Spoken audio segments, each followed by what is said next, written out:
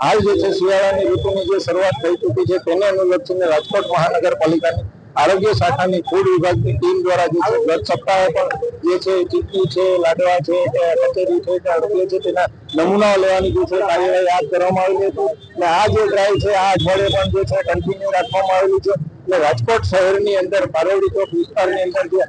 ચીક્કીના જે છે ધંધાર્થી આવેલા છે ત્યાં અત્યારે જે છે હાલ અમારી ટીમ દ્વારા જે છે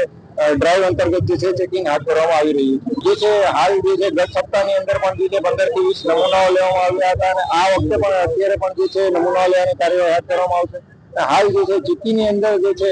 ભેળસેળ જે અફવાઓ છે કે તે છે એની શક્યતાઓ બિલકુલ નહિવત જેવી રહેલી છે કારણ કે આ વસ્તુની અંદર જે છે વપરાતો કાચો માલ જેમ કે સિંગદાણા છે, ગોળ છે, મમરા છે આ બધી વસ્તુઓ જે છે નિમ્ન કે હલકી ગુણવત્તાની હોઈ શકે છે તો ખાસ ધંધાર્થીઓએ પણ તેનું ધ્યાન રાખવું જોઈએ.